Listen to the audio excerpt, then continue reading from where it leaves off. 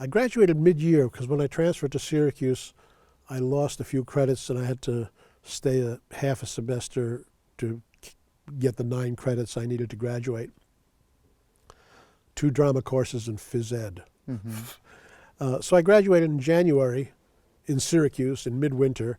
So there's no ceremony, there's no anything. You get a postcard with your grade on it and a note from the bursar saying, return whatever you borrowed, and if you want to come back in June, you can do that. So I left in January, and then lost my college deferment for the draft because in those days it was compulsory military service and no lottery. You just if they called you, you went. I did basic training at Fort Dix, New Jersey, and then I was sent to Fort Leonard Wood, Missouri, where I was in special services. Now that sounds glamorous. You're thinking of Green Berets when you say special services. That's special forces. Special services are the guys who run the projectors at the movie theater and hand out ping pong paddles at the service club. I was OJT, on the job training, as an entertainment specialist. Really? So what did that entail? That's an Army job, actually. And I did soldier shows, and I handed out ping pong paddles at the service club, and I was in headquarters company, and Fort Leonard Wood was a training base, so there was a lot of recruits, and eventually I got into a contretemps with the head of special services, the officer in charge. There's a funny story right there. I'm appointed or directed to or ordered to run a dramatics program for the children of officers and NCOs, post-residence for the summer, and then at the end of the summer I'm supposed to put on a show. Now the easy solution to that problem is, you put on a minstrel show, and everybody, you get kids who can sing or dance and tell stories, whatever. But no, I was going to do a play. I was a serious drama school graduate. I was interested in the theater.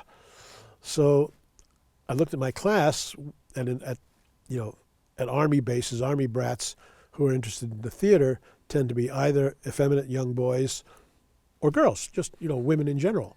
So my drama class was like 4 boys and 15 girls. So I'm combing my mind, 1960, 61, 62, for a play that has more women's parts than men, and I realized, children's hour. There's a good, strong drama. Lillian Hellman, it'd be good for the kids. I send for the scripts for children's hour, pass them out, assign. Then I get called to the commanding officer's office. Gottlieb, are you out of your fucking mind? This is a play about lesbians. And this was mid-Missouri, 1962, the reddest of red states. Right. So he was like really yelling at me. And he said, maybe you'd be better off in a training regiment. Now, normally, to us headquarters company guys, that was a threat, because in the training regiments in Fort Leonard Wood, they trained combat engineers.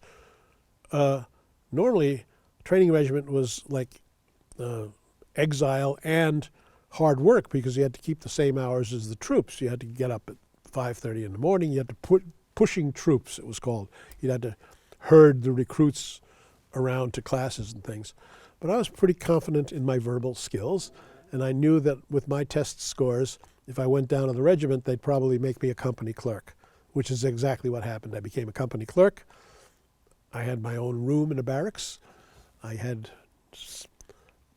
for the Army, civilized hours. I could go in at 7:30, have a late breakfast as they were breaking down the company mess. The troops would all be off out in the field driving Caterpillar D-18s and scrapers and graders and loaders, and I'd be in the day room with my commanding officer and first sergeant attending to the paperwork of the company. So that was like a pretty good job. So I did that for like a year, but I kept my hand in because I had these connections at special services and entertainment and soldier shows. So the post put together an entertainment team to enter the 5th Army Entertainment Contest, which that year was at Fort Carson, Colorado. So I went to Fort Carson, Colorado. I remember Larry Hankin, a friend of mine who's working at Compass Theater in St. Louis at the same time as I was at Leonard Wood. So I got to hang out with Compass players, the ancestors of all improvisation. Wow. And Larry went on to do Second City, and I stole the pantomime that he did in his single and also at Second City. I stole it and restructured it for two guys, and we entered the group specialty category in entertainment. And my partner was a guy named Dennis Parashy, who went on to be a well-known lighting designer in the New York theater.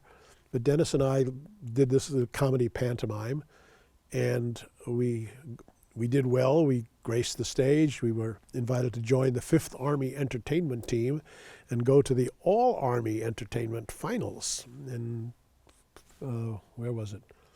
I think Fort Knox, Kentucky. So we did our little comedy pantomime, and we did pretty well.